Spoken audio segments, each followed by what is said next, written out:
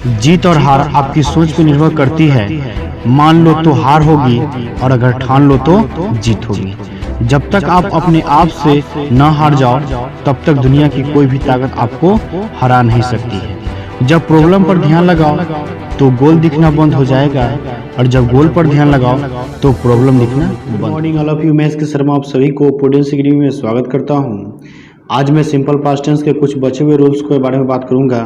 तो चलिए देखते हैं वो क्या क्या रूल्स हैं, उन सभी रूल्स को आसानी से समझते हैं। ठीक है, देखिए रूल्स ये है कि डायरेक्ट स्पीच से इनडायरेक्ट स्पीच में बदलने के लिए सिंपल पास्ट टेंस का प्रयोग होता है।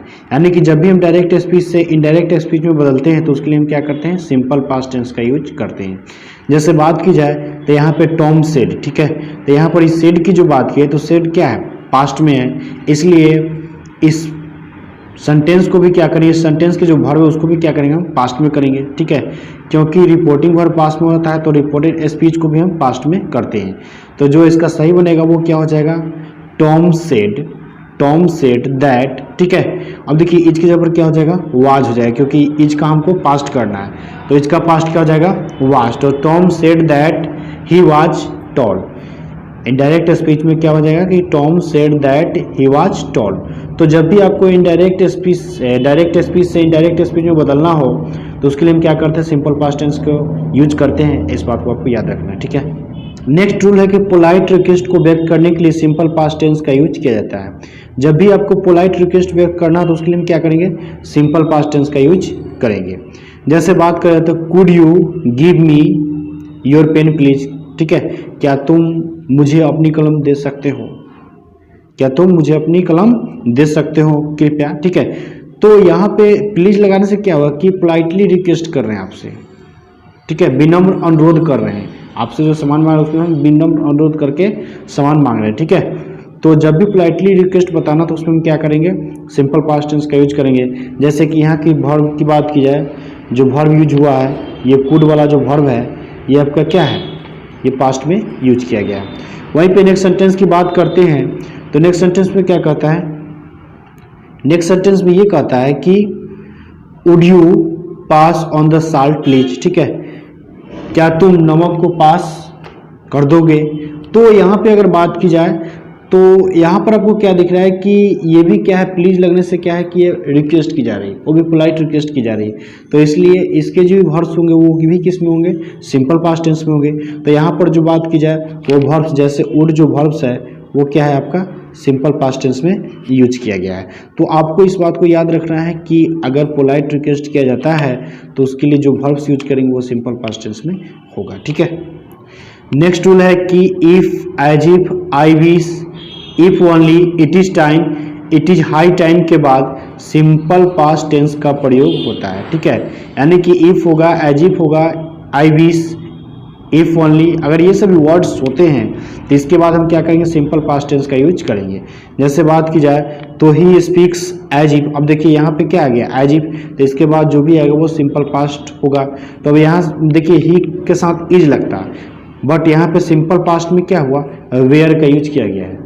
क्या किया गया है, वेयर का यूज। ऐसे होता है वाज, बट यहाँ पे वाज का यूज नहीं करना है बल्कि वेयर का यूज होगा। तो यहाँ पे ये जो वेयर है वो क्या है आपका सिंपल पास्ट में यूज किया गया है। वहीं पे नेक्स्ट सेंटेंस से बात करते तो क्या है, I wish I were the prime minister. ठीक है, I wish I were the prime minister, यदि मैं प्राइम मिनिस्टर हूँ। तो यहाँ पे बात की जाए तो यहाँ पे भी क्या है, आई विश के बाद आपको क्या आया, वेयर आया, जो कि सिंपल पास्ट टेंस में यूज किया गया है। तो आपको इस बात को याद रखना है कि if, as if, I wish, if only, it is time, it is high time के बाद हम क्या करते हैं, सिंपल पास्ट टेंस का यूज करते हैं। ठीक है, ये सभी कंडीशनल सेंटेंस होते हैं जिसके कारण इसके साथ हम क्या करते हैं, वाज का यूज नहीं बल्कि वेयर का करते हैं। तो आई होप कि ये बात आपको समझ में आ गया होगा।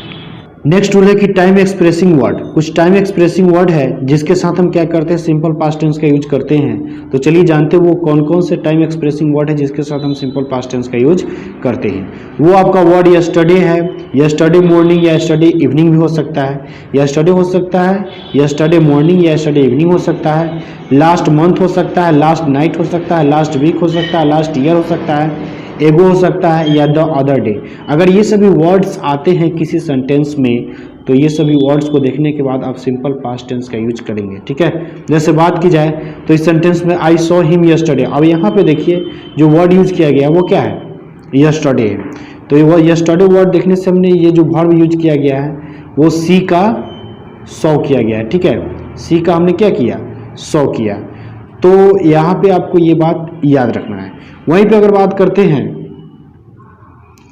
तो he wrote to me last week, ठीक है, उसने मुझे क्या किया कि पिछले सप्ताह लिखा, मतलब पत्र लिखा, जो भी लिखा, ठीक है, मेरे लिए। तो अब यहाँ पे बात की है तो यहाँ पर जो है आपका क्या है, लास्ट वीक है। यहाँ पर ध्यान दिए तो क्या है, लास्ट वीक है। तो आप जो ये लास्ट वीक देख रहे हैं इससे आपको क्या अंदाजा लग रहा है कि भाई लास्ट वीक हुआ, तो इसके साथ अगर वर्ड लास्ट वीक यूज हुआ है तो इसके साथ जो वर्ब होगा वो किस में होगा, सिंपल पास्ट टेंस में। इसलिए यहाँ पे जो वर्ब जो आपका रोट है वो किस में है, सिंपल पास्ट टेंस में यूज किया गया है। तो आपको ये याद रखना है कि कुछ टाइम एक्सप्रेसिंग वर्ड जो yesterday, yesterday morning, evening, last करके कुछ भी आता है, ये वो आता है, द अदर डे आता है, तो वो भी सिंपल पास्ट टेंस में होगा, ठीक है।